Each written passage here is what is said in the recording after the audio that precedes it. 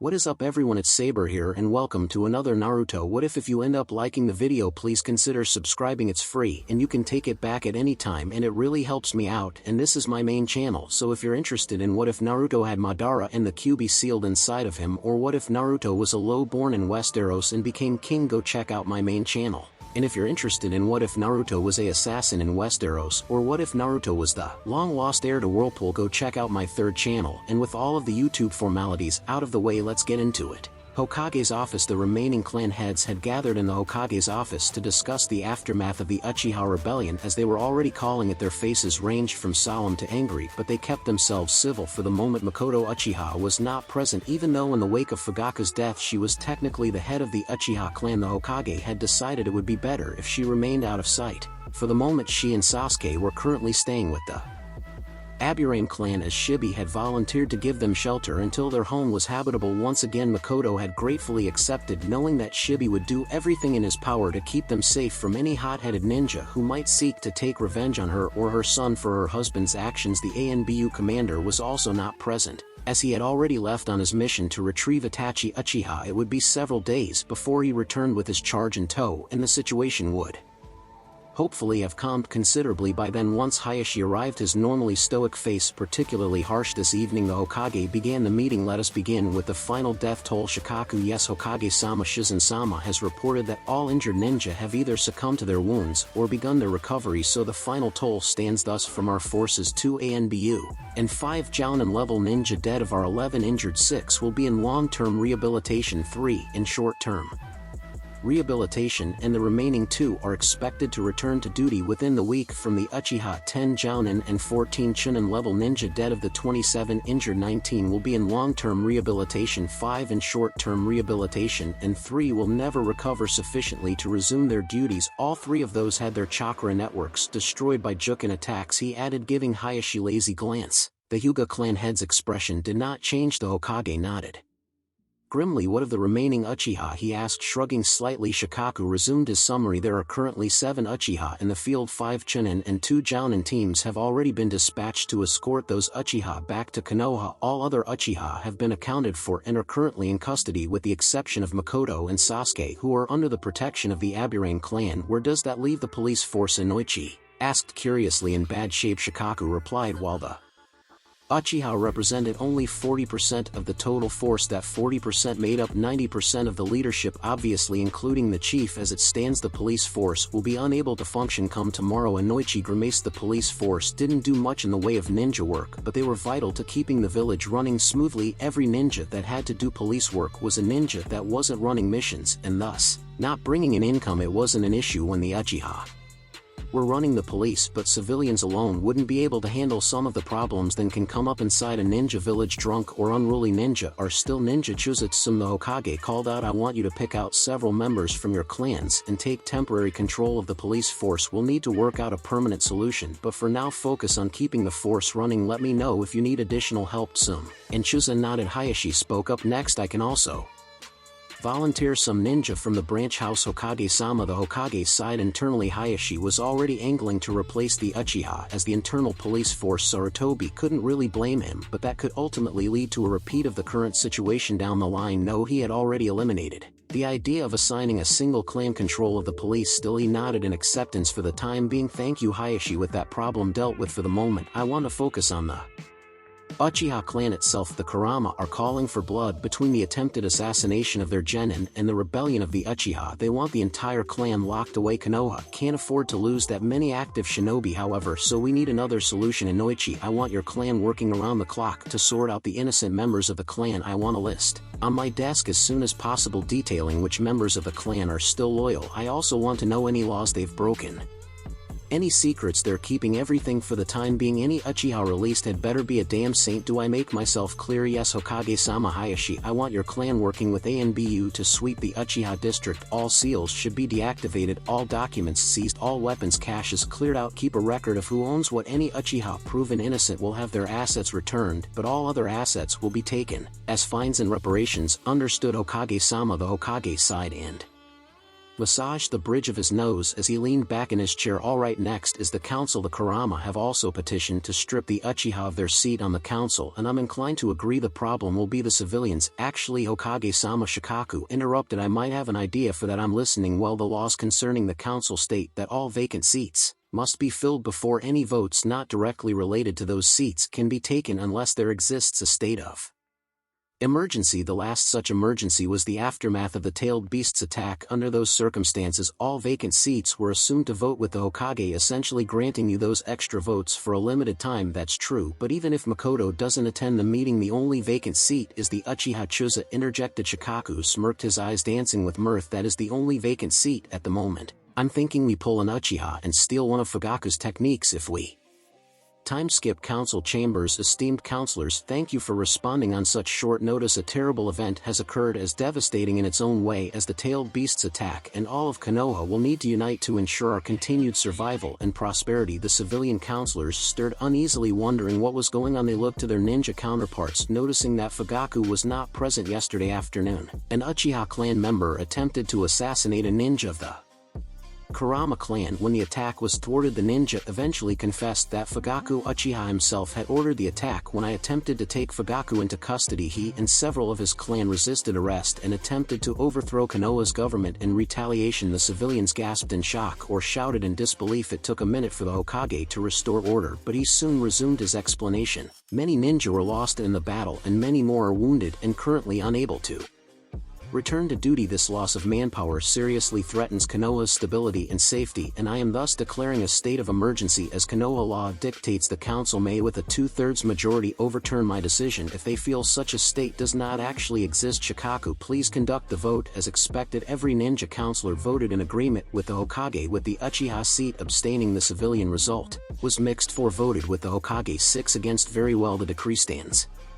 Konoha is now in a state of emergency. As Hokage, it is my sworn duty to maintain the stability of Konoha. ANBU 10 ANBU suddenly appeared within the chamber, surrounding 5 civilians, all of whom had voted against the Hokage. Councilors, you are hereby arrested for corruption, conspiracy to commit murder, and conspiracy to commit treason. You will be detained by ANBU until such time as a trial can be arranged. As Konoha is currently in a state of emergency that may take some time, take them away there.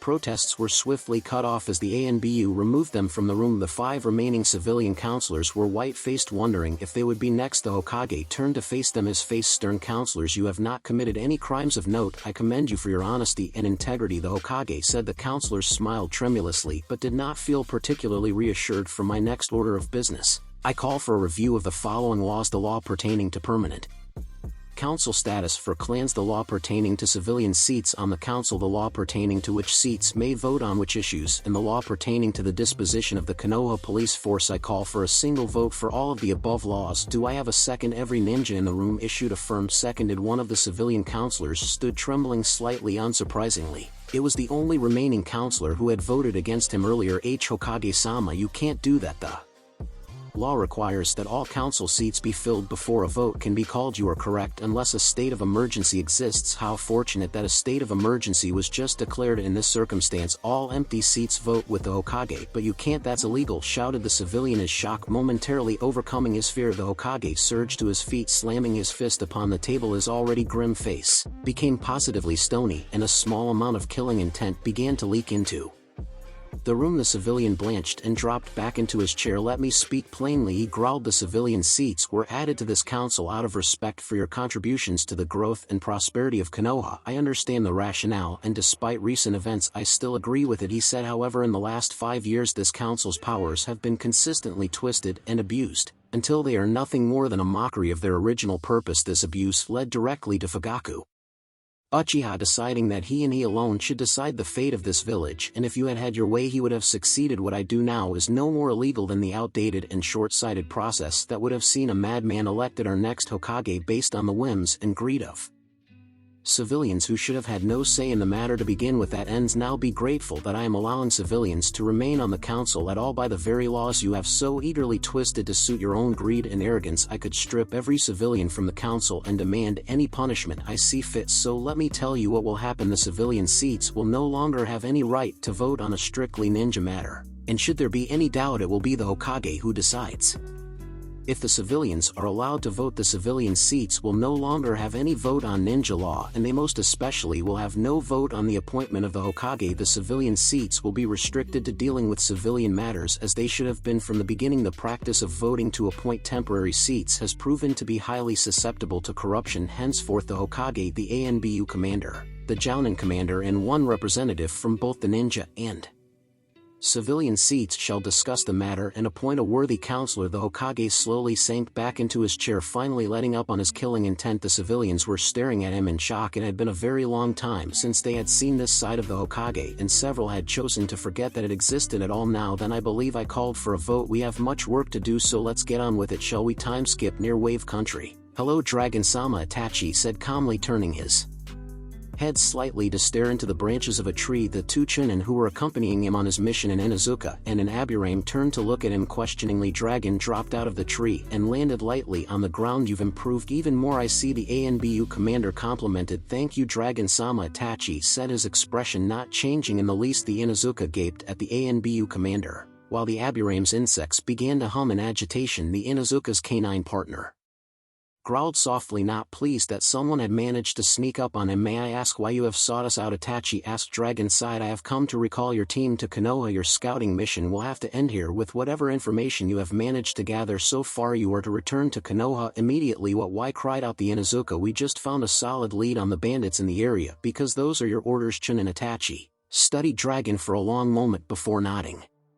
Very well, he said. The Inuzuka grumbled under his breath, but turned to move in the direction of Konoha. Time skip. Konoha gates. Itachi noticed immediately that something had changed within Konoha. The guards watching the gate tensed when they saw him and did not relax even while Dragon was explaining the reason for their return. A couple of civilians who caught sight of him glared in a mixture of disgust and poorly disguised fear. His teammates were directed to return to their homes immediately for a meeting with their clan, but Dragon kept him back and instead escorted him to the Hokage's office. Itachi quickly noticed that even though he could see several police patrols, it was either a Hyuga Akimichi or Inuzuka who was leading them. In fact, he had yet to see a single Uchiha since he entered Konoha. The glares or wary looks he received as he moved through Konoha continued. Itachi kept his face carefully neutral, but inside he was disgusted. His father's plotting and treasonous activities had finally caught up with him, and it appeared the entire clan would be paying the price. He held no love for his father. The man had never been particularly affectionate to begin with, but after the tailed beast's attack, Fugaku had changed, becoming even colder and more distant. He had pushed Itachi harder and harder in training, always ranting about the glorious future of the Uchiha. He did not resent the training. He understood the utility of power and knew it was always better to be strong rather than weak. No, Itachi resented the way his father looked at him, the way his father spoke to him as if he were a tool or a weapon to be honed and sharpened. He had become accustomed to such treatment from others, but it hurt more than he had thought possible to have his own father look at him like that. His mother had treated him as family should, but she had her own problems dealing with Fugaku and did not always have the time or energy to look after Itachi. Even she had begun treating him as if he were an adult rather than her own child, though she could occasionally be affectionate and was always supportive. It was Sasuke to whom he felt closest. His little brother looked up to him as someone to admire and emulate, and even though he was often kept busy and away from home, another reason to dislike his father, he made sure to spend as much time as possible with Sasuke. There was no fear or wariness, no jealousy or envy, just childlike admiration and happiness. It made Itachi feel human. When they finally arrived at the Hokage's office, Itachi was prepared for anything from revocation of his ninja license to immediate arrest on charges of treason. Ah, Dragon, Itachi-kun, glad to see you back safe and sound, the Hokage said pleasantly as they entered the office. Thank you, Hokage-sama, the ANBU commander replied as he moved to stand beside the Hokage's desk, both focused on Itachi. Itachi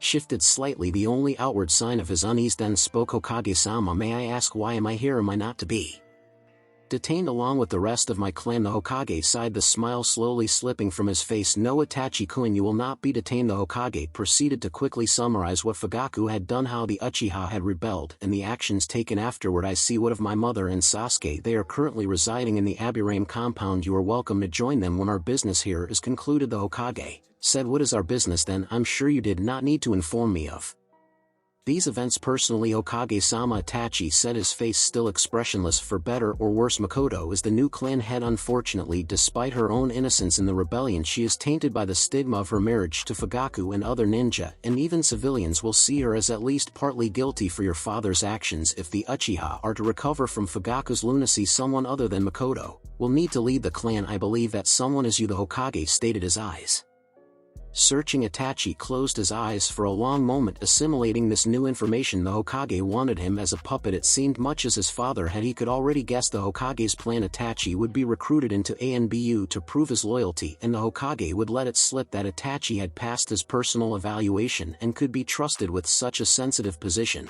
alleviating the other ninjas' concerns. His mother would become a powerless figurehead while he established his own reputation as a loyal ninja, and in a few years he would leave ANBU to assume his duties as the newest clan head of the Uchiha. He wouldn't have any real power. Of course, the Uchiha had been removed from all their positions of power within Konoha, and it would be decades before the clan as a whole was truly trusted again. Itachi himself would be carefully watched by all sides, the Hokage's ninja monitoring him for any signs of rebelliousness, while the remaining Uchiha would likely view him as a traitor who sold out the clan for the Hokage's favor. It was an impossible position, thankless and demanding one that they would never have asked another child to take, but they were more than willing to ask him. But if he didn't accept, then Sasuke would suffer either with the rest of the clan or worse as the next figurehead appointed to guide the Uchiha back into the fold. Itachi opened his eyes again, staring straight at the Hokage. He wasn't surprised to find that the Hokage's eyes wouldn't quite meet his own. What would you have me do? Itachi asked. Time skip. Konoha training grounds. Kushu checked again to make sure no one was nearby to witness his experiments, then focused on the training post sticking out of the ground in front of him. His constant efforts over the past year in merging his Yuki and the human chakra his body contained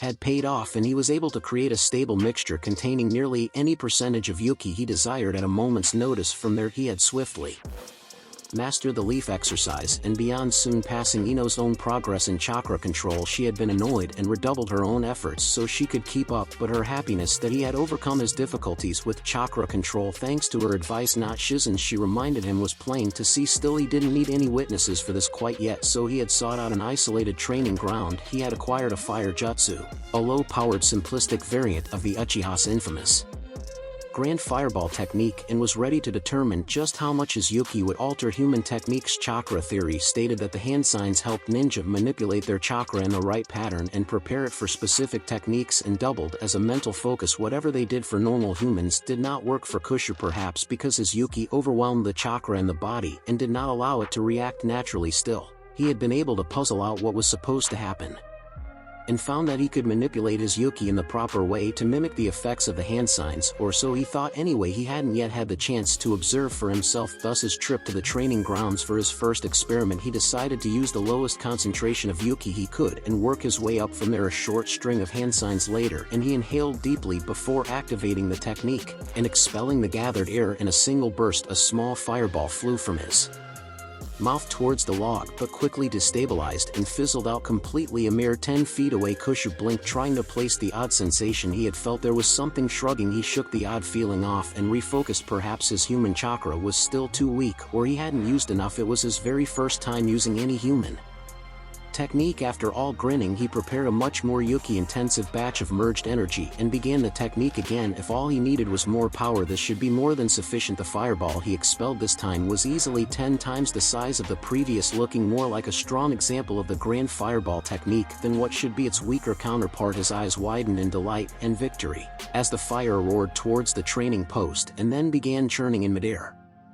His expression faltered. That certainly wasn't what the technique was supposed to do. What the Kushu's eyes widened when streams of fire began pouring out of the fireball and rushing back towards him. Too late, he remembered where he had felt that sensation before and figured out what was happening. Well, shit, he said before the fire slammed into his body. Time skip. Yamanaka residence. While he had quickly healed the burns and other damage caused by the fire, his clothing was a complete loss. The charred scraps that remained were wholly inadequate to cover him. It had taken him nearly 2 hours to make it back to the Yamanaka home unseen. He didn't want to explain just why he was running through Konoha naked. Freshly clothed and bathed, he settled back into the library and started reviewing chakra theory again. He would need to find techniques that did not require chakra to sustain once they were launched. Water sounded good, at least for now, less likely to destroy his clothing and far easier to explain failing that he could always focus on close-range attacks, although even those would be risky. Time skip Konoha training grounds. Itachi's fist lashed out, catching Naruto in the stomach and driving the air from his lungs. Even as Naruto folded over, the kunai clutched in the younger child's hand drove upward and scored a hit, leaving a long shallow cut on Itachi's arm. They broke apart, Naruto quickly regaining his breath. As he fell back into a ready stance, Itachi eyed the wound with a nod of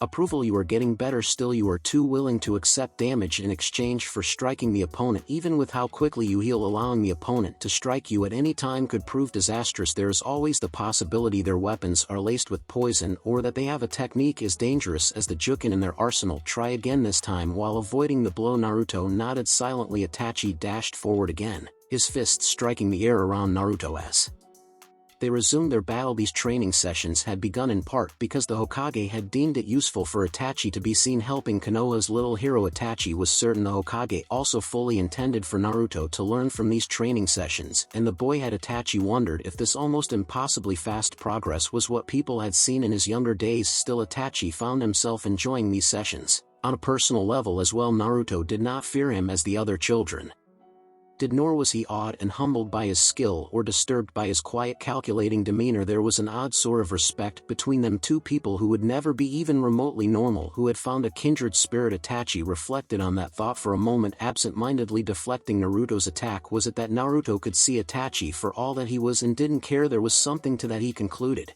but that was not the whole answer. Even Itachi's mother tried to ignore the fact that he had already grown more powerful than her, choosing to focus on their familial bond instead. It was comforting in some ways, but it felt like he was donning a mask whenever he stepped foot inside her house, like he had to hide part of himself in order to feel welcome. Sasuke was better in this regard, but the early adulation had slowly but surely turned into a one-sided rivalry following the fall of the Uchiha clan. Sasuke had still held out hope that Fugaku would acknowledge him, and the sudden loss of his father had hurt him deeply. Sasuke had eventually turned the pain of that loss into a determination to restore the Uchiha clan's honor, and Itachi's place in Sasuke's life had shifted from role model to measuring stick. It was ironic, Itachi mused. Fugaku really would have been proud of Sasuke now. Itachi stifled a hiss as the kunai scored a shallow cut along his ribs, instinctively kicking out and landing a solid hit that flung Naruto backwards several feet. He barely managed to alter the direction of the kick so that it didn't crush Naruto's windpipe, instead catching him across the chest. Naruto pulled himself to his feet, grinning widely even as he spat out a mouthful of blood. That was another oddity. Despite what their relative skill levels should be, Itachi had to consciously stop himself from reacting as if Naruto was a serious threat, and striking fatal blows several times. He had barely stopped himself from snapping Naruto's neck or stabbing a kunai into vital organs. Further, he was certain that Naruto knew what he had been about to do, and the child just smiled, that wide grin of his, as if he found it all terribly amusing. You shouldn't get distracted, Anbu-san, Naruto said mockingly. It's always the insignificant ones who catch you in the end. Itachi had that odd sense that Naruto was speaking from experience, even though that should be impossible. He knew that Naruto behaved differently in these sessions than he did in his other activities, but statements like that made his instincts scream at him even louder. It disturbed him that after years of observing Naruto he still couldn't pin down why he instinctively knew that Naruto was dangerous. Time skip a small tavern in the land of water. They're trying to keep it quiet for the moment, but some of the 7 swordsmen have gone missing. Jiraiya groaned again. Kami, what is going on? In Kiri, he shook his head. Is this like the old Mizukage? They just up and disappeared. No, there was definitely a fight this time, and at least one of them was killed. Kisame Hoshigaki apparently did the deed from the rumors. I heard he's one of the ones who left, and he took his sword with him. Oh, that's gotta hurt. Yeah, they've already dispatched several Hunter Nin squads after him. What's the new Mizukage doing? She's the one who drove him off in the end. Apparently she may have killed or captured another of the defectors. The rumors are all over the place on that. The rumors also can't agree on who lived, who died, and who fled outside of Kisame. Jiraiya frowned thoughtfully. It was useful to hear about the unrest in Kiri, but he never liked working with such vague information. His informant brought up another topic, his new knowledge on Kiri. Exhausted for the moment. Hey, did you hear about Sword and Hammer Wave? Yes, I know. Did you hear that they supposedly made off with most of Gado's fortune? Jiraiya whistled appreciatively. That's gotta be over 50 million Ryo, more than that if you believed Gado. However much it is, that's still Some serious cash, and speaking of cash, Jiraiya snorted, then reached into his pouch. Instead of money, however, he pulled out an orange book. Is that yep, the latest in the series, first edition, hot off the presses, autographed by yours truly. Of course, if you still want your money, no, I mean such a collector's item should go to those who truly appreciate it, a true fan of your genius such as myself. Jiraiya chuckled to himself as he left the tavern. That got him every time. Time skip ANBU archives Itachi. Flip to the beginning of Naruto's file again. With his recent promotion to ANBU captain, he had access to nearly all restricted files, which fortunately for him included the vast majority of the information available on Naruto Uzumaki. He had already read through the entire file 4 times, learning nothing truly new, but his instincts, those same instincts that insisted Naruto was dangerous, insisted that he held the answer in his hands. He skimmed through the file again. ANBU HQ at 1 week old. Orphanage at 1 year. Genius intellect, rapid learning, incredible test scores, attempted assassination, moved to Yamanaka household. Kumo incident. Other than the details on when and how the tailed beast's chakra had been used, he had already known all of this. What was he missing? Captain, you pulling another all-nighter? Rabbit asked. Itachi grunted his response, waving off his fellow ANBU distractedly as the other ninja departed. Itachi dropped the file to the table in disgust. He stood up and began to pace back and forth, his nerves jangling. Kami, he was so close he could taste it, but the answer just refused to come. Perhaps if he looked at it from a different perspective, instead of beginning with Naruto and explaining the oddities, start with the oddities themselves. Naruto know that clouded the issue, evoked an emotional response. The subject was highly intelligent for a child. The subject was unable to bond with peers for several years, but later easily formed powerful bonds with the children of ninja families. The subject dismisses personal injury as irrelevant. The subject is incredibly focused on learning, absorbs knowledge on any and all topics like a sponge, with a recent focus on the healing arts. The subject was capable of deliberate murderous intent before the age of 4. Itachi's breathing began to quicken. He was getting closer now. He could feel it. What other oddities did the subject demonstrate? The subject was used as the vessel for sealing a tailed beast, a 9-tailed beast. Specifically, the tailed beast's chakra is constantly circulating throughout the subject's body. However, that was assumed to be no explanations, just list. Itachi had stopped moving now, his fists rapidly clenching and unclenching and his body trembling. The subject has only shown external evidence of the presence of the tailed beast sealed within him on 2 occasions, once immediately after the sealing and once during the attempted assassination, but that was because no list, his breath was coming in gasps now, his eyes wide. He had unknowingly activated his Sharingan, the 3 tomo spinning wildly as they stared at nothing. He didn't even notice Rabbit returning to the room carrying a tray of snacks, intent on doing a small favor for the ANBU captain. He didn't hear the tray drop to the floor or Rabbit dash out of the room seeking a menin to help the ANBU captain, who appeared to be having some sort of seizure. Itachi's mind continued to turn. Little more than a week later, the subject took similarly life-threatening wounds, but the tailed beast's chakra was not used. This needed to be explained. This was an oddity among oddities. Why was the chakra not used? Why a week before, but not then? The Hokage and the other ninja had been relieved at the change of course, but in there it was his body stilled, and his breathing slowed as everything began to fall into place. A look of stunned admiration crossed his face at the sheer beauty of the answer. It was so obvious, so blindingly obvious, that he couldn't believe he hadn't seen it before, that no one had seen it before. As he began to laugh, a choked, brittle sound that frightened Rabbit and the menin as they entered the room. He realized that his prior ignorance was his own fault. He had forgotten the first lesson he ever learned, the single most important lesson of his entire life. He turned to look at Rabbit and the menin, a wide smile on his face. Never trust your eyes, he said, and vanished. Yamanaka residence. Kushu sensed Itachi entering the house in the middle of the night. He observed as Itachi moved through the house, impressed despite himself as Itachi effortlessly evaded the traps and seals scattered throughout. Itachi arrived outside his door and waited. Interesting, after nearly a minute of no movement, Kushu pulled himself out of his bed and got dressed. Whatever this was, it would certainly be more useful than pretending to sleep for yet another night. He pulled open the door, but before he could speak, Itachi began signaling him using ANBU code, which Itachi had taught him some time ago. With the Hokage's blessing, silent follow. Discussion needed. Kushu raised his eyebrow curiously but complied. Itachi slipped outside of the house and he followed, easily keeping pace with the older ninja. A few minutes later they arrived outside a training area that Kushu had heard about but never been to before. Training area 44, the Forest of Death, it certainly seemed. Worthy of the name, the forest had grown large and untamed, a stark contrast to the other areas around Konoha. The trees loomed above them, and Kushu could hear the roars and cries of large predators deep within. Itachi leaped over the high fence that surrounded the overgrown forest, not even bothering to slow his pace, and once more Kushu followed. They ran through the forest for nearly 30 minutes. Kushu could sense large animals prowling around them, but they gave the two ninja wide berth. Finally Itachi stopped in a large clearing and turned to face him. Itachi's face was unusually open, his expressions far easier to read than they normally were. He was staring at him curiously, his gaze searching, and Kushu thought there was even a hint of admiration there. His Sharingan was activated, but the Tomo were spinning slowly, almost lazily. Before Kushu could ask what was going on, Itachi began speaking. His voice was open too, no longer the usual monotone that he addressed the world with. Kushu had seen hints of Itachi's hidden personality shining through in their training sessions before, but nothing so obvious as this. It should have been obvious from the first moment I met you. You know, your chakra surrounded the body like an aura, pulsing and alive, but I dismissed it. I had been told that your chakra was running through the body, and so knew to expect it even if I hadn't anticipated such activity, Itachi said, his voice almost wistful. Kushu froze. He couldn't be saying even.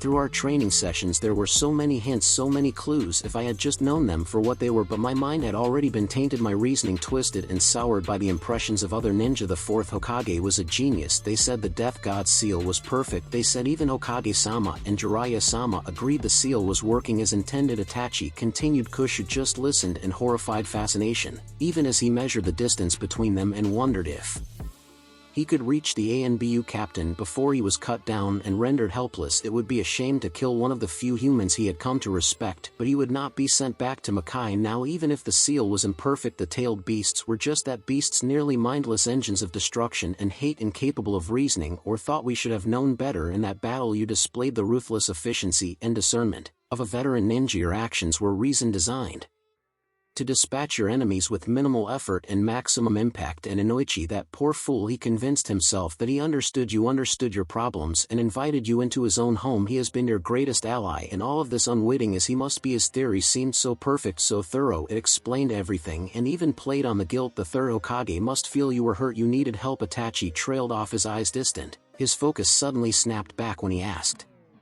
Kushu knew what he was asking and decided to answer truthfully. There was no point in trying to lie now. Naruto was born October 10, 334 NE, and he died October 10, 334 NE. He said from the very beginning. Itachi breathed. He fell silent, his eyes distant again as he contemplated that answer. Kushu's senses were working overtime. He had already determined that whatever Itachi was planning to do, he would be doing it alone for the moment. There were no other ninja within miles, though he felt an interesting stir of activity at the very edge of his senses. Several high-level ninja were moving rapidly through Konoha, meeting with other ninja who then joined in the movement. He couldn't identify anyone at this range, but he suspected Itachi had already done something. He growled, letting his yuki bleed into his voice. Itachi snapped out of his daze at the sound, though he did not otherwise react. Have you already shared your discovery with the other ninja? Kushu asked. No, Itachi replied.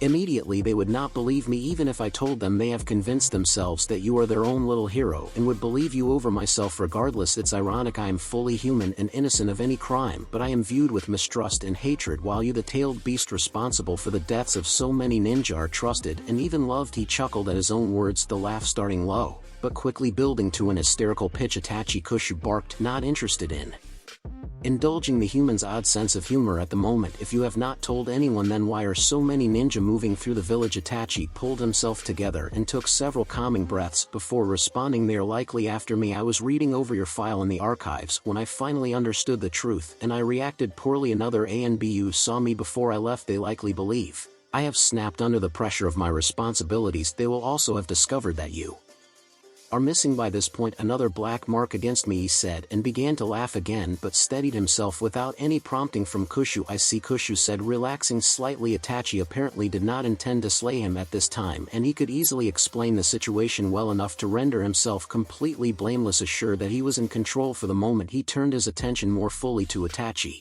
What finally gave me away? It can't have been something I did recently, Kushu prompted. It was the Miyazaki incident. Actually, you were severely wounded but did not use your chakra to defend yourself as you had just a week prior. Was the previous instance a test of some sort to determine how the other ninja would react? Kushu chuckled bitterly. Yes, it was. So my efforts to avoid suspicion actually gave me away. How ironic. Itachi shook his head. No, not using your chakra worked as intended. I would never have thought twice about it if my instincts didn't already view you as a threat. From the moment I met you I knew something was wrong, and it still took me this long to figure out what it was. I can see the flaws in the beginning now, but Inoichi covered those with his theory and redirected the focus from understanding what had happened to you to fixing you. Now the deception is nearly perfect, he said, his voice admiring. What are you really? Itachi asked, openly curious. You are clearly highly intelligent and capable of both reason and subterfuge. This conflicts with everything the ninja world supposedly knows about the tailed beasts. Kushu snorted. Before I answer that, let me ask a question of my own. Why are you not trying to kill me? As you say, I did end up killing many ninja, including some of your clan. I'm sure I have misled the entire village for years, and for all you know I could be plotting to murder every man, woman, and child in Konoha. Itachi nodded slowly. Yes, you could be, but you are not, though I do not know what you are. You are close enough to human for communication and understanding, and not everything you have said and done is purely an act. You do not behave as if you are trapped, and your actions are not full of veiled hatred and resentment. I can see the mockery now, the times when you were laughing at the people of this village, but even that did not extend to everyone. I think you find most of the people of this village irrelevant, but you have focused on the ninja for some reason. I think if you really wanted to, you could free yourself from that body. I can see no benefit to restricting yourself to a child's body that you have not already left. It means there is something to gain or perhaps something to lose, but the fact that the option is there, it all removes a great deal of the pain from your imprisonment. There must be a reason to stay, and I think you are looking for something. The ninja can help you find something like the other tailed beasts. Itachi concluded. Kushu said nothing for a long moment, staring at Itachi.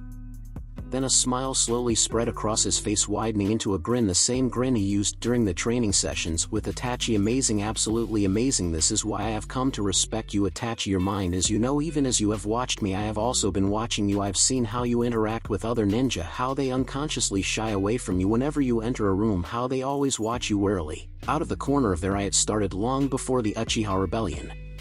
Long before they had an excuse, they see you for what you are. Even if they can't explain it to themselves, they see you for what I know you to be. Itachi's eyes widened slightly in anticipation, and he took an unconscious step forward. Before he stopped himself, he kept his tone carefully controlled as he asked, and what would that be? Kushu's grin widened even further, impossibly wide, and he flooded Yuki into his eyes, forcing them to rapidly change as his true nature imposed itself on the human body. A hunter, a predator. His eyes were blood red now, with a black vertical slit acting as the pupil, and his voice deepened even further, resonating throughout the clearing unnaturally. A demon. Earlier Yamanaka residence. Inoichi was startled awake as someone began pounding on his door, triggering some of the security seals that protected his home. He rolled out of bed, snagging the weapons that were never far from his person, and dashed out of the room. He quickly checked the other doors in the hallway, confirming that all of them were currently closed and undamaged. Before he moved downstairs, he approached the front door warily, kunai at the ready. Now that he was downstairs, he could finally make out the words the person outside was shouting. Yamanaka-san, please, this is urgent. The voice shouted. It was distorted, meaning ANBU, or at least someone pretending to be one. Identification code, he barked, making no move to open the door. The voice did not identify itself,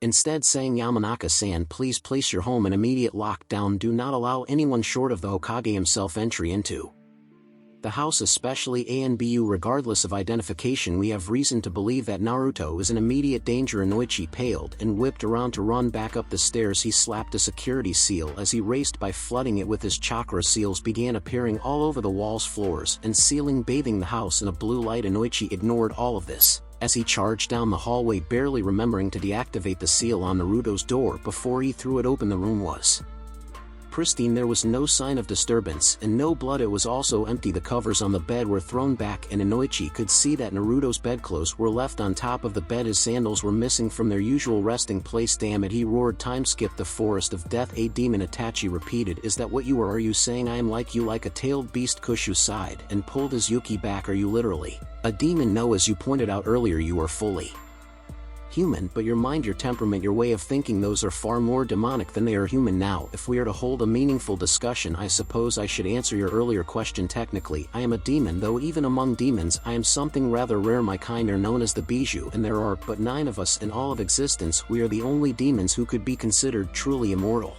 as we have yet to find anything or anyone capable of killing us, even your vaunted Death God cannot achieve that feat, but you can be sealed, Itachi said. Kushu snarled furiously. Yes, so I have discovered we won the right to travel the human realm as we wished long ago, long before humanity gained chakra and began utilizing it. My brethren and I were wandering the human realm to see what humanity had achieved since we last visited when I was attacked and sealed. Your Death God sealed me then as well, but I destroyed that seal immediately. Itachi nodded his belief that the tale be.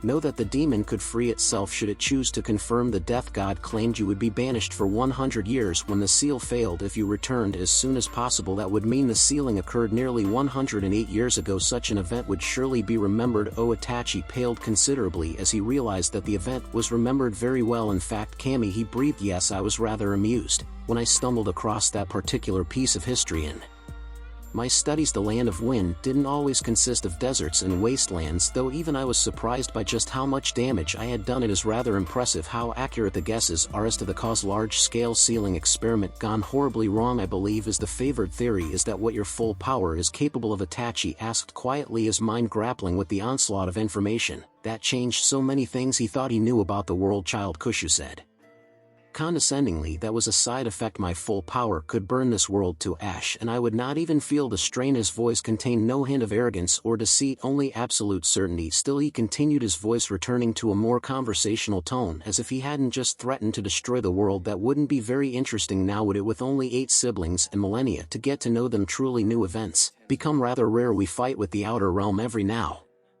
and then, but even that has gotten boring with time. They've grown weaker over the years and we have only gotten stronger. Kushu said he was actually enjoying talking so openly. It had been a long time since he could truly converse with anyone, and Itachi was actually rather overwhelmed at the moment. Kushu sighed. If he was going to recruit Itachi to his side, there was so much more he needed to properly explain, but Itachi was having trouble keeping up with the rapid shifts in his worldview. Kushu could also sense ninja entering the forest of death and moving about in a search pattern. It seemed their time was growing short. Itachi, he said, drawing the ninja's attention back from his contemplations. There is still much you need to know, but ninja have entered the forest searching for us, and it won't take long for them to find us. We need to get you safely away and continue to keep suspicion off of me, Kushu urged. Itachi frowned. I never said I would be helping you. Kushu grinned again. Really, you brought me all the way out here because you intended to expose me? Are you going to bury this knowledge and continue about your life as if you didn't know? Don't tell me my respect is wasted on someone who will continue to enslave himself to those who hate and revile him. You are better than that, better than this place. Itachi hesitated but could not bring himself to refute the statement. Kushu smiled when Itachi did not contradict him. You will not find the answers you need here. You have already tried to be the perfect ninja for Konoha, and they hate you for it. When you are free from the burdens of this village, free from their rules and expectations, then you will see the world so much more clearly. You will truly understand who you are and what it means to be a demon. Itachi wanted to disagree, but he remembered his mother's pained expression whenever he would talk about his missions, or the challenging look on Sasuke's face that had replaced the brotherly affection that had been so precious to him. He remembered the Hokage's kindly smile that hit his ruthless mind and the suspicious and wary looks from the other ninja. What about my family? Itachi asked. I assume you are only talking about Makoto and Sasuke. Yes, I will do my best to make sure they do not suffer any repercussions from this, but I can make no guarantees. The Uchiha are already quite unpopular and their most prominent son going rogue is not going to help the situation any. Still, staying will do no good.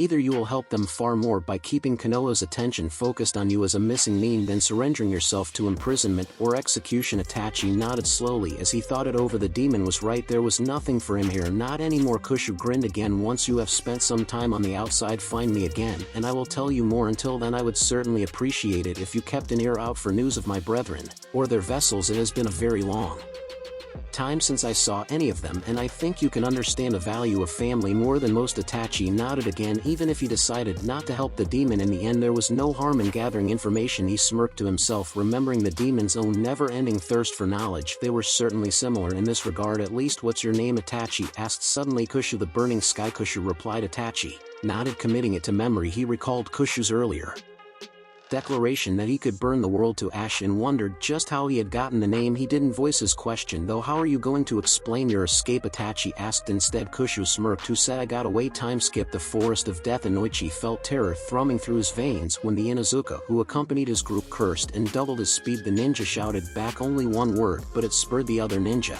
to pick up their pace as well. Blood. The ninja burst Into the clearing, weapons drawn and prepared to fight. Itachi was nowhere to be seen, but Inoichi's eyes were quickly drawn to Naruto. Nearly a dozen kunai were sticking out of his body, and there were rips and tears in his clothing that showed even more had struck him at some point. His blood was splattered around the clearing here and there, and a large amount was pooled under him. For a long moment Inoichi stared frozen, fearing that Naruto's rapid healing had been unable to keep up with the onslaught of this night. Then he saw Naruto's chest rise slowly and realized that Naruto was still breathing, still alive. He frantically began flaring chakra even as he registered that his companions had already begun to do so. He vaguely felt the answering flares as the other ninja in the forest began to converge on his position, but his attention was focused on Naruto. He knelt beside his son's body, frantically applying the few medical techniques he had managed to acquire in recent years, grateful that he had done so and hating that he needed to use them. Shizen-sama had also briefed him on the peculiarities of Naruto's chakra, so he knew to simply heal what he could and let Naruto's own body do the rest. Sure enough, as he began his work, Naruto's chakra swirled around his then began to mimic his efforts. He kept working even as Mednin knelt beside him, lending their own chakra and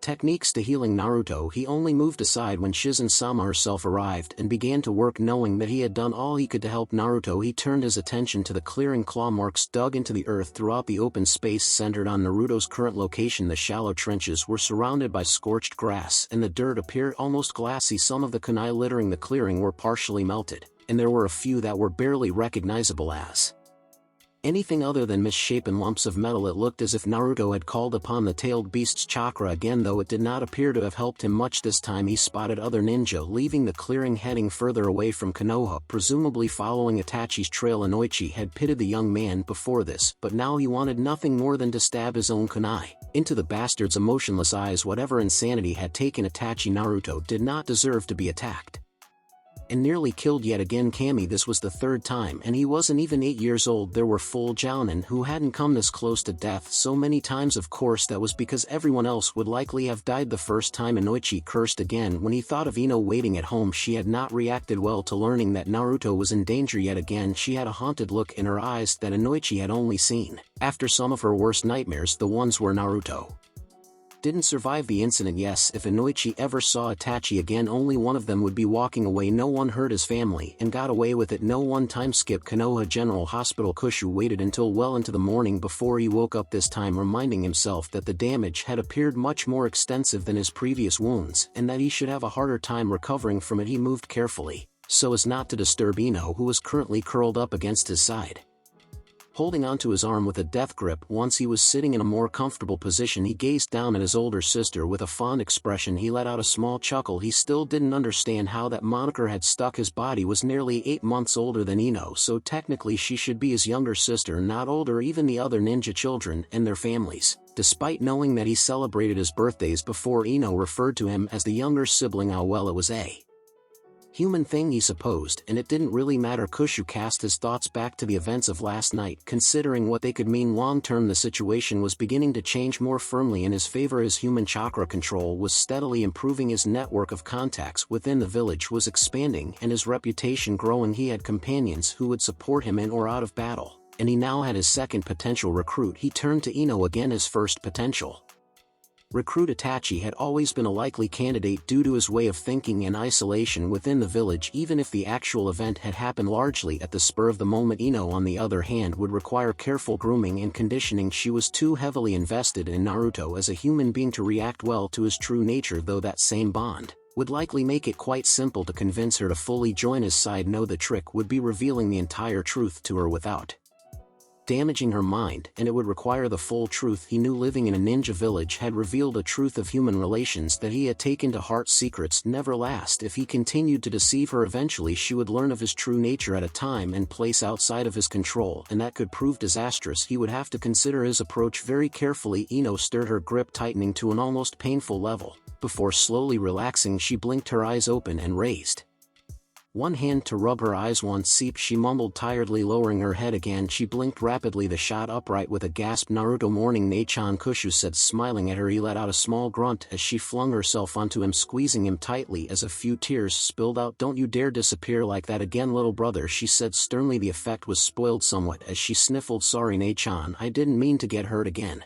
It wasn't entirely a lie, he consoled himself. He certainly hadn't expected Itachi to have uncovered his secret when he first left the house. The sound of a throat clearing pulled their attention to the foot of the bed where they saw Shizen standing, a small grin on her face. If you two are done, I would like to examine Naruto-kun again. Now that he's awake, Ino stuck out her tongue at Shizen but slowly detached herself from Naruto to allow the med-nin to do her work. Shizen just shook her head before activating her medical jutsu. A minute later, she pronounced, Naruto completely healed as expected. Dragon-san would like to talk with you about what happened last night. Naruto-kun, you don't have to, she added quickly, but it could help find it the person who did this to you. Kushu just smiled at her. That's alright Shizen-ne-chan, I can talk to him whenever. Time skip Hokage's office. Kami, it just never ends, does it? Sarutobi grumbled to himself. Dragon shifted uncomfortably. Hokage-sama, I say that Dragon, it's as much my fault as anyone's. Inoichi warned us we were asking too much of the boy, though. I'm sure even he didn't expect something like this to happen. Yes, Hokage-sama, what have you found out? Naruto's report confirms our findings from last night. Itachi used their relationship to lure him to an isolated area, then attempted to kill him for reasons unknown. Naruto tried to use his special chakra, as he calls it, to defend himself, but was unable to keep up with Itachi. He fell unconscious, at which point Itachi presumably withdrew to avoid pursuit. I do not know why he did not confirm his kill. I can only guess that his state of mind was so disturbed that he believed he had truly killed Naruto. He almost managed to anyway. Have the trackers found anything? They followed his trail out of the forest of death beyond the borders of Konoha, at which point it splits into 5 trails, all moving at a fast pace. They believe he used clones to place false trails using pieces of real clothing to make sure the scent did not fade too quickly, though. I hate to say it, Itachi was one of the best ninja Konoha had. I'm not sure even I could follow him at this point. The Hokage sighed, rubbing his face tiredly. Call off the pursuit, there's no point in wasting their time anymore, the Hokage said firmly. Itachi will be placed in the bingo book as an S-rank fugitive with a capture on sight order. I don't care about the extra bounty that will demand. I will have answers for his actions one way or another. Understood, Hokage-sama. Has anyone figured out what Itachi meant by never trust your eyes? The Hokage asked. No, Hokage-sama, even if it is a standard shinobi saying, it seems strange for an Uchiha to use it. No one has been able to determine if there was some trigger or hidden meaning, or if it was simply another sign of his madness. Rabbit reported that Itachi appeared to be having a seizure shortly before he left ANBU HQ, so perhaps there's even some physical trauma causing his erratic behavior. The Hokage nodded quietly, mentally filing away the information he had for later contemplation. Now summon Makoto. She's going to need to know about this. Better she find out from me than someone else. Time skip somewhere south of Konoha. Itachi stepped out of the alleyway and blended into the crowd, leaving the market district of this small town. Most of the shops were closing up for the day and the workers were heading home. It had been an easy matter to acquire clothing that would make him seem like just another tired laborer. He was virtually unrecognizable as a ninja, much less Itachi Uchiha. He had altered his stance, the way he walked, his facial expression, everything. He had also repressed his chakra as much as possible and made sure to acquire several strong scents that would mask his own unique smell, coupled with the false trails his clones had created. He was confident he was in the clear. His first goal accomplished, he turned his mind to assessing the next step in the mission and stopped dead in the middle of the street. He had no orders, there was no goal, there were no mission parameters. He had absolutely no idea what to do. It had not occurred to him until this very moment just how much his life had been dictated by other people. First his father, then his superior officers, then the Hokage himself. Every move had been carefully plotted and laid out beforehand. His only option, how quickly he advanced. He couldn't even remember the last time anyone had asked what he, Itachi Uchiha, the human being, wanted to do. It was always Itachi Uchiha, the genius ninja. Itachi Uchiha, the heir of the Uchiha clan. When was the last time he had been offered a real choice? The demons no Kushu's words echoed through his mind. You will see the world so much more clearly. You will truly understand who you are. He turned his earlier question to Kushu back upon himself. What was he really? Who was Itachi Uchiha? He wasn't a loyal ninja of Konoha. He had left the village behind with hardly a second thought. His only doubts concerning his family, not his duty. He wasn't truly an Uchiha either, not as his father or the clan would see it. The name meant nothing to him, and he did not feel particularly proud of his eyes or their power. Was he a friend? He couldn't recall anyone he would miss. The mother and younger brother he had cherished had vanished somewhere years before, their current relationship or lack thereof bringing nothing but pain for him. Nor did he believe anyone would truly miss him. Was he a mentor? He had certainly taught Naruto Kushu much about ninja combat, but his relationship with the demon was nothing like that between a teacher and a student. Was he a hero despite all he had sacrificed for the village, the many missions he had successfully completed to strengthen the village and weaken its enemies? No one would call him such. Most of the other ninja would rest easier knowing he was gone, even as they cursed him for abandoning the village. Nor did he feel particularly heroic himself. He had performed his duty because it was expected of him, not because he had wanted to. Was he a villain then? Itachi laughed bitterly at the thought. After deserting his post and attempting to kill Kushu, Konoha would almost certainly place him in the bingo book. Many would likely revile him for attempting to kill Konoha's little hero, but that was hardly new. They had always found some reason to revile him, either because he was creepy and emotionless, never mind that his behavior was exactly what was supposedly expected of the perfect ninja, or because he was an Uchiha. This would simply be the latest justification for what they had always felt. He realized that he was drawing attention and resumed walking quickly, moving out of sight. He may not have any answers at the moment, but Kushu had been right about one thing, and he felt a swell of gratitude towards the demon as he considered the thought he was free. Konoha Hospital. Very good, Naruto-kun, your control has really been improving lately. At this rate you'll have no trouble with medical techniques when you graduate, Shizen said. For your next exercise Shizen-chan. Naruto interrupted. Why do I have to wait? I'll be graduating in a few months anyway, and the Hokage has already approved me to study medical techniques. Why can't I just start now? Shizen grimaced. She had really been hoping someone else would tell Naruto so that she wouldn't have to break the news herself about that. Didn't you hear about the new law the Hokage passed? Naruto frowned and shook his head. No, he said slowly. What law? Well, after Itachi tried to kill you, the Hokage decided that Itachi had gone insane due to the pressure of his work and his young age. He made a new law that made the minimum age of graduation 12 years of age regardless of prior training or merit, and that no one can join the ninja forces before they are 12 years old, so you can't graduate early. Shizen said apologetically. I know you really wanted to and you deserve to, but at least, she started to say, but trailed off as she looked at Naruto. Naruto's fists were clenched and his entire body was shaking. Shizen stepped back swiftly when she noticed tendrils of red chakra curling off of his body. She was about to call for help when Naruto took a shaky breath and slowly calmed down the red tendrils receding. Naruto-kun, she asked hesitantly, are you alright? What just does he hate me? Naruto asked suddenly, his voice clipped and angry. Does he really think I will go insane like Itachi? Does he think I'll hurt people? Why would he do this to me? Shizen approached slowly and pulled Naruto into a hug. His body kept shaking every now and then, but he didn't say anything further. She could have defended the Hokage, of course, explained his reasoning and pointed out that the law applied to all children equally, not just Naruto himself. The other ninja children were also advanced for their ages and would likely manage to graduate 2 or 3 years early even if they weren't quite at Naruto's level. She understood Naruto's anger, at least to an extent. He had spent a lot of time discussing his early graduation with Ino and the other children, and they had eventually decided that Naruto should graduate as soon as possible and the other kids would try to catch up to him. Ino in particular was pushing herself very hard, perhaps even too hard, in order to graduate along with Naruto. Even if they didn't manage, though, they had sworn that they would find a way to become teammates in the future. It had been quite touching when the adults heard about it, and they had all begun pulling strings in the background to help make that happen. Then Itachi had gone rogue and the Hokage's new law had gone into effect, and all their effort and heartache and sacrifice had been rendered essentially meaningless with the stroke of a pen. Shizen didn't feel like defending the Hokage, even if in this case Sarutobi believed he was helping Naruto and the other children. She would be perfectly happy if Naruto and Sarutobi had a severe falling out over this, although she didn't think it would go that far. No, she decided to unleash Naruto on the Hokage while he was primed and ready to blow. You could always ask him yourself, you know. Shizen said, a small smirk on her face. Time skip Hokage's office. Hokage-sama, Naruto would like to see you. His secretary started to say over the communication seal. Oh, that's fine, send him right on, and we might even make a lunch of it, the Hokage said cheerfully. It was unusual for Naruto to visit him while he was at work, but welcome distraction whenever it happened. Alright, Hokage-sama, his secretary replied uncertainly. The seals on the doorway flashed blue as they deactivated, and the door was pushed open as it closed, and he heard footsteps approaching. Sarutobi looked up, a smile on his face. On Naruto-kun, it's good to. He trailed off, his smile fading quickly as he took in his surrogate grandson's appearance. Naruto stood before his desk, hands clenched, and a thunderous expression on his face, the marks on his cheeks which had slowly been growing more and more prominent over the years, looked particularly dark against his flushed face. Before Sarutobi could gather his wits or even begin to figure out what was going on, Naruto began speaking, his voice a low hiss. "Why would you do this to me? Do you hate me? Is that it was this all some joke to get my hopes up just so you could crush them personally and laugh at my pain? Is this the special arrangement you talked about so long ago? Well, what am I supposed to do now?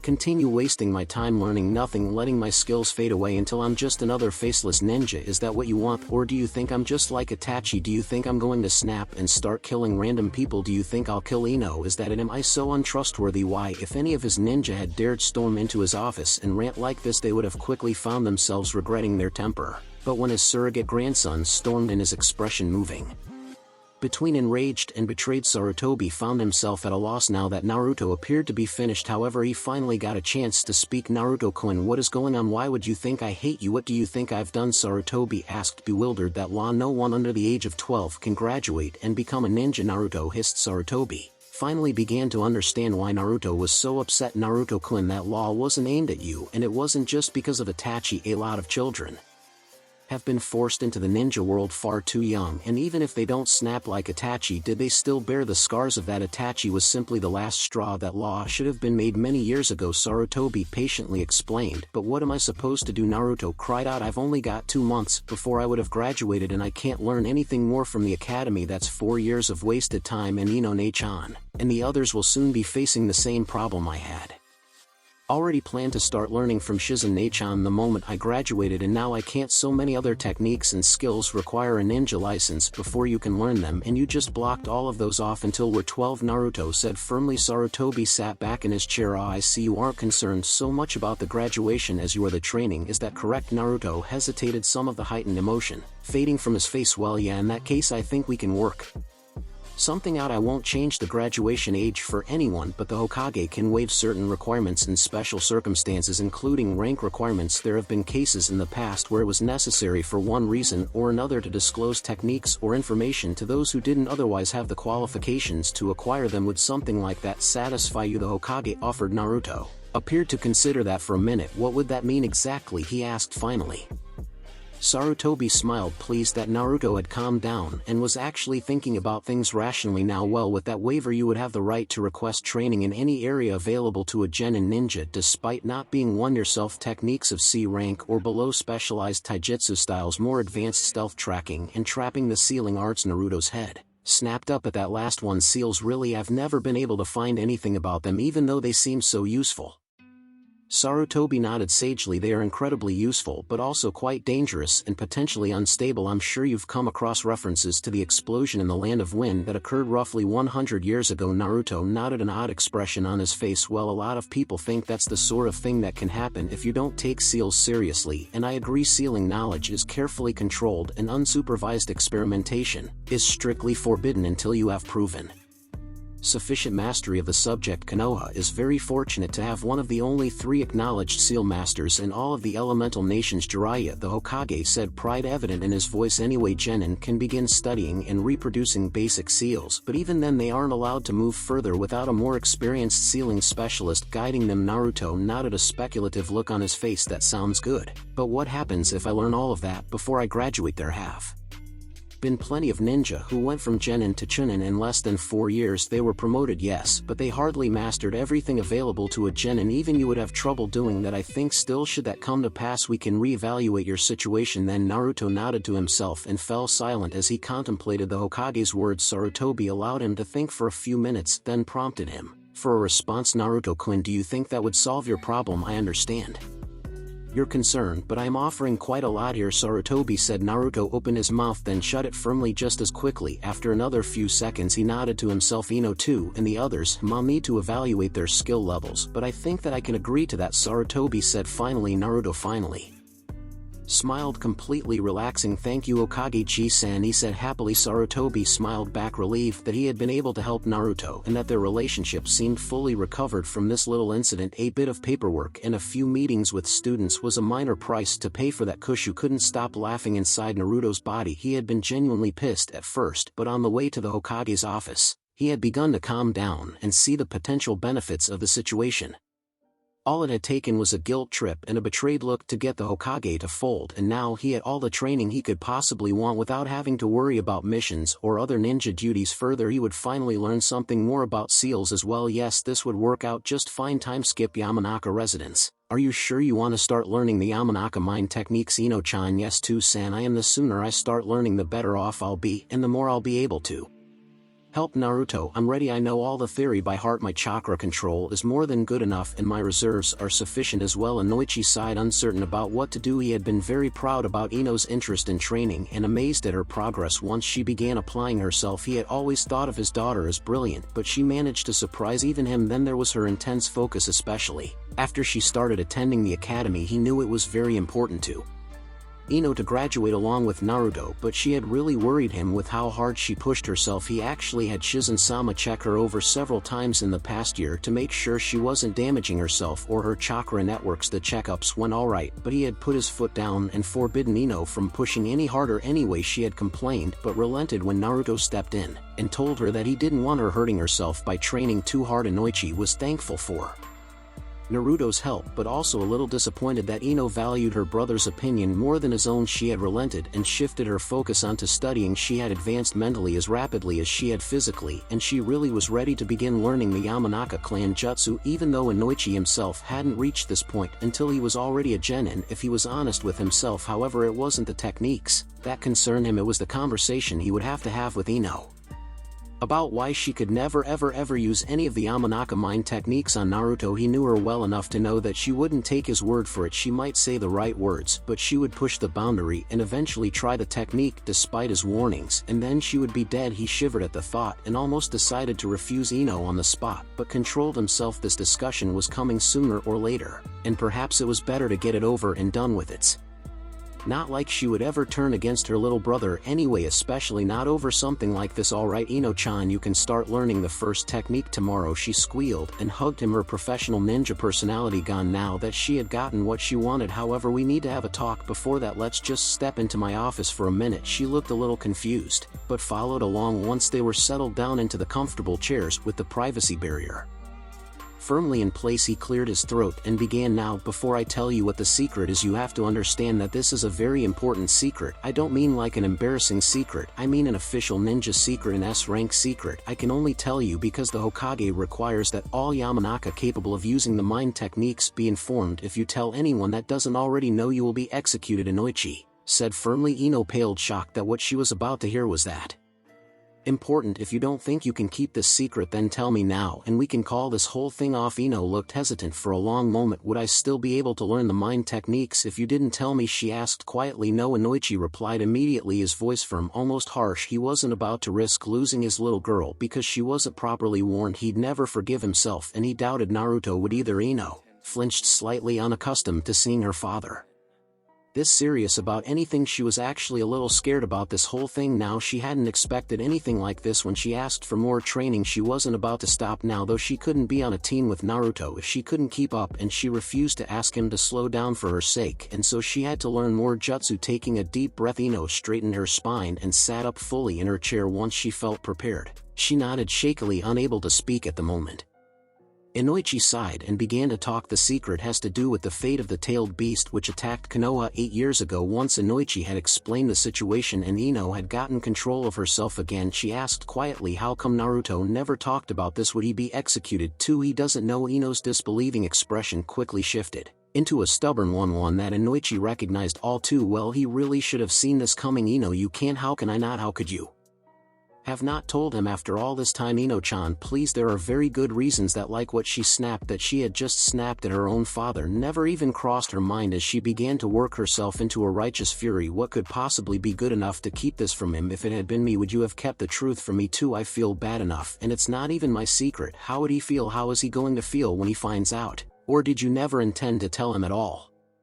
Inoichi flinched. Ino had hit far too close for comfort, and her words dug into his already guilty conscience. He had asked himself these same questions before and had no better answers now than he did then. Inoichi grabbed hold of Ino as she started to march out of the room, probably intending to tell Naruto that very instant. Wait, he said, don't. All he started to say, then finally sighed in resignation. At this point, the only way he could prevent her from telling Naruto at the first opportunity Consequences be damned was to either wipe the information from her mind or forbid her from ever talking to Naruto again. Either choice would destroy his relationship with his daughter. Just let me talk to the Hokage. Alright fine, Ino relented, but if he doesn't tell him I will time skip Hokage's office. Hey Hokage G-san, what did you want to talk to me about? Well, Naruto-kun, Inoichi here raised an interesting point, that there was certain information you should be made aware of, the Hokage said, sending a glare towards Inoichi. Inoichi flinched and was already dreading the required sessions with Guy, but it was either this or watch Ino get executed for telling Naruto the secret. This would also make his daughter happy and relieve his own sense of guilt, though, so he couldn't really bring himself to feel that bad about it. He'd probably have a very different perspective on things once he had begun training with Guy. However, oh what's that Tusan? Naruto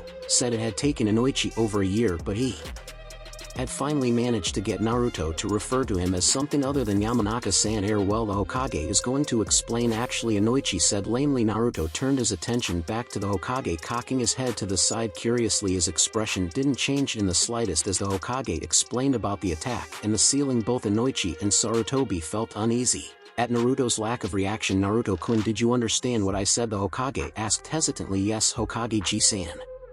It's just, was I not supposed to know? I mean, I know other people weren't supposed to know, but you didn't think I knew? Sarutobi's jaw slowly dropped down. Why, you knew? Since when? Who told you? I've known for as long as I can remember, Naruto replied, his head still cocked to the side. Inoichi's eyes suddenly widened and he groaned in understanding. The Hokage looked at him expectantly. Inoichi's buried his face in his hands. Of course he remembers everything. Since ANBU HQ, he muttered to himself. He looked back up at Naruto. It was the masked people, wasn't it? He said out loud, using the term Naruto had initially used for the ANBU in his earliest memories. That's how you found out? Naruto just nodded. Sarutobi's own eyes widened in understanding. Why did you never say anything? He asked Naruto. Naruto shrugged. No one wanted to talk about it, and there wasn't really anything to say. It was over and done with, and it's not like people treated me badly because of it. That's very mature of you, Naruto-kun, I suppose.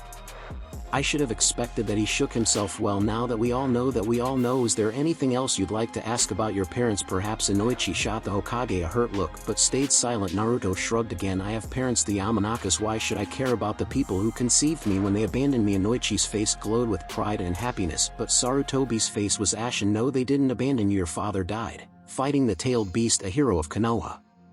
I'm sure he loved you very much. And my mother, where is she? Sarutobi had never hated himself more than at this moment. She left, he said, looking away. Then she is alive and left me behind, thus abandoned, Naruto said firmly. If that's all, then I would like to go home now. Tusan, Naruto said pointedly, looking at Inoichi. Inoichi nodded slowly, sensing the tension in the air between Naruto and the Hokage. He looked back nervously as he escorted Naruto out of the room, but the Hokage didn't look at them. That's not, he mumbled to himself. I'm so sorry. Kushina time skip. Yamanaka residence. Ino was waiting for them when they got back. She walked straight to Naruto, said I don't care, and pulled him into a fierce hug. So you don't think I'm the tailed beast? Naruto asked quietly. If you're my little brother, and that's all there is to it, Ino said firmly. Anyone who says otherwise can go if Ino. Inoichi interrupted, looking stern, though he was struggling to keep from laughing himself now that everyone in the family knew. It was like a weight he didn't even know was there had been lifted from his shoulders. Apparently having to keep the secret from Ino and Naruto had affected him more than he had realized. Besides, some stupid tailed beast wouldn't have saved me from that Kumo ninja. It wouldn't have made me feel better when I thought you would hate me, and it certainly wouldn't be smart enough to listen to his beautiful, brilliant older sister, she said, laughing. Naruto began laughing too, letting out a low chuckle. No, I suppose some stupid tailed beast wouldn't, he said, grinning. I'm very happy to hear you say that, Ino ne-chan. See, you know when your sister is right, which is all the time, of course, she said, grinning. Time skip. Shikamaru Nara's residence. So what did the Hokage call you in for? Did you manage to weasel more concessions out of him this time? Shikamaru said as he moved his silver general forward with a firm clack. Please say no. My mom has been pushing me to practice my shadow techniques even more now that I can learn the useful ones. Naruto snorted. No more waivers, he said as he moved his own piece on the board. He just wanted to talk to me about something. It didn't take that long. Turns out I already knew all about it, so it was really a wasted trip. Shikamaru replied thoughtfully. It was unclear if he was thinking about Naruto's reply or the situation on the board. Knowing him, it was both. He grinned suddenly. Checkmate, he said, moving his piece with another firm clack. Yep, saw that one coming a few moves back, couldn't get out of it. Where does that leave the score again? Naruto asked, smirking. Troublesome. You've still got a 3-game lead, as if you didn't already know. But I like to hear you say it, Naruto replied. He paused thoughtfully as they reset the board for their next game. Hey Shiko, want to know a secret? Time skip. Uchiha training ground. Sasuke stared at the training post, fists clenched. His Knuckles were ripped and torn, blood slowly dripping from his hands and dropping to the ground with a small plop. He didn't notice, foolish little brother, Itachi said, poking him in the middle of the forehead with a small smile on his normally expressionless face. Roughly 30 feet away a training target stood riddled with kunai. A few had landed outside the painted rings, but most were clustered near the center of the target, and some had landed firmly in the bullseye. He didn't care. So you played with the other children today? Did you have fun? Itachi asked. Me-san, we weren't playing, we were training, Sasuke protested. Itachi just smiled, his hand moving upward and his index finger already extended. Sasuke's clothing was torn and rumpled and his pants were covered with dirt and grass stains. He paid his disheveled state no mind. Fight me, Me-san, Sasuke yelled. I know you fight with Naruto, so why won't you fight me? Itachi just looked at him with a blank face. He rarely smiled at Sasuke anymore and never poked him in the forehead like he used to. I do not fight with Naruto, I train him, Itachi said and turned to walk away. What's the difference? Sasuke cried out, frustrated. Everything. Sasuke had the training ground to himself today, as he had every day since his father's disastrous rebellion. The Uchiha district used to team with activity, the clan preferring to stick close to each other and trade internally. Whenever possible, the clan would use their own private training grounds more often than they would the public training grounds around the perimeter of the village. Always before, when he would train, there would be at least one other member of his extended family present, often more. Now the clan had dispersed, scattered throughout Konoha. He rarely saw any Uchiha other than his own mother and brother. After the rebellion, the others had started shunning his family, though they pretended otherwise. Ka-san, why does no one visit anymore? Sasuke asked at breakfast one morning. His mother sighed quietly. Her face was haggard and her eyes had dark circles around them, and she rarely smiled now. He missed her smiles. They don't like to be reminded of what your father did, she replied, aimlessly poking at the food on her plate. But it's not our fault, Sasuke replied indignantly. No, it isn't, she said. But aren't you the clan head now? Don't they have to listen to you? His mother just smiled sadly. That had been before Itachi tried to kill Naruto and became a missing nin. He had thought the rest of his family had been distant before. He had thought the other people in Konoha had been somewhat reserved before. Now Sasuke let out a scream as he began pounding on the training post, blood flying through the air with every blow. It wasn't fair, it wasn't fair, it wasn't fair, it wasn't fair, it wasn't fair, it wasn't fa. He was interrupted as someone wrapped their arms around him, pinning his own arms to his sides. He struggled for a moment before he heard his mother's voice sobbing in his ear. Please stop.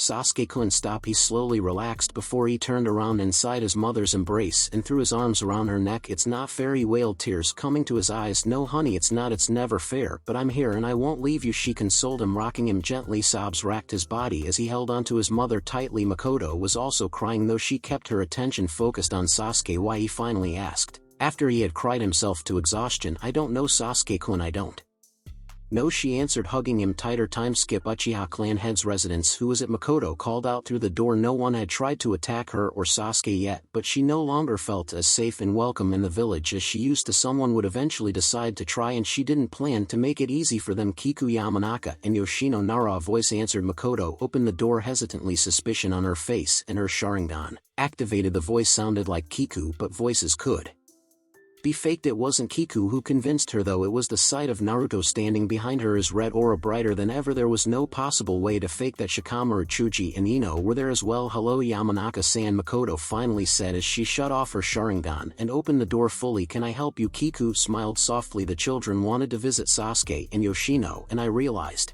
we hadn't seen you in a while. We thought you might like some company. Makoto stared at them for a long moment, then suddenly turned away. Kiku still caught a glimpse of the raw emotion on the former Kunoichi's face, though, and knew she had made the right decision. Of course, Makoto said after a few seconds, her voice thick. Come on. In a small outpost in the land of whirlpools, a yellow flash suddenly went off in the room, and Kushina tensed for a moment before realizing what it was. She smiled gently as she turned to look at her husband. He had ink smudges all over his hands and face, and his expression was strained. He managed a smile, though, as he looked at his wife and newborn child. Hey honey, Kushina said softly, hefting the bundle in her arms slightly. Look who it is. Naruto, it's your father. Minato moved closer and looked down at his son. The small tufts of yellow hair made him chuckle. I told you the yellow would win in the end, he said quietly, reaching out a hand to stroke Naruto's head. Kushina stuck out her tongue quickly before smiling herself. It doesn't matter, he's still beautiful, even if he is blonde, she joked. She moved a strand of her vibrant red hair over Naruto's head, humming thoughtfully. Can I hold him? Minato asked quietly. Kushina just nodded and lifted Naruto to allow Minato to take him more easily. Minato reached out, hands trembling, and took the bundle. He's so heavy, he choked out. Yeah, he's a big, strong, healthy boy, our son, Kushina replied. She felt like crying a bit herself seeing Minato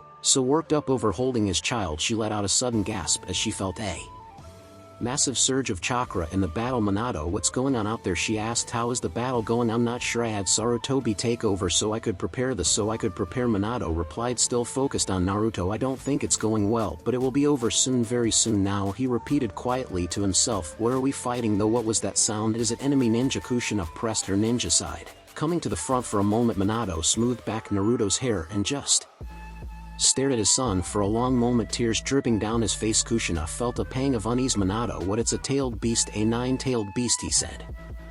Suddenly a tailed. Kushina's voice trailed off, her eyes widening as she took in the ink stains on Minato and remembered the seal he had been studying these last few months. Minato, she said insistently, give me Naruto. Her hands reached out to take back her child. Minato took a quick step backward, his arms folding around the bundle protectively as he clutched his son to his chest. He shook his head. I have to do this, it's the only way. Minato, Kushina said again, struggling to move her body out of the bed. She cursed her weak state. Naruto's birth had been long and difficult even with Tsunade's help. Don't do this please, just give me Naruto if it's any comfort, he said, his voice strained and tears spilling freely down his face. You won't have to kill me yourself. Kushina was crying as she begged, please don't, please. Minato barely managed to choke out the words, I'm sorry, before he disappeared from the hospital room. Kushina woke with a gasp. That nightmare always left her feeling helpless and weak, even years after the actual event, and after enduring it at least once a week ever since. Of course that it was a memory rather than a nightmare didn't help matters any. It was a horrible memory, the memory of when her life had begun to go wrong. Though the worst betrayal came a few days later, she couldn't even hate Minato, not really. It hurt so much to know that he had just taken her son without even asking her opinion, but she missed him far more. She also understood him, understood his self-sacrificing tendencies and his need to protect everyone he could. She had witnessed the nights where he forgot to sleep, so focused was he on his work as Hokage. She had seen the personal sacrifices he made, the sacrifices they both made to allow him to spend as much time as possible helping the village, and his expression just before he disappeared from the hospital room. She knew he hated himself for his actions, far more than she ever could, but he still did it for the good of the village, that same village that had taken her son from her without so much as an apology. They didn't even remember her anymore. Convinced somehow that she had perished in the battle with the tailed beast, she knew who to blame for that, the one to blame for everything wrong in her life. It seemed Hiruzen Sarutobi. She felt her blood pounding in her veins as she thought of that two-faced bastard, his smiling kindly facade masking the ruthless and remorseless ninja who had lived far too long. How she longed for the day when she could plunge her sword into his black heart and spit in his face as he died. He had stolen her son. His life was the least she could take from him in return.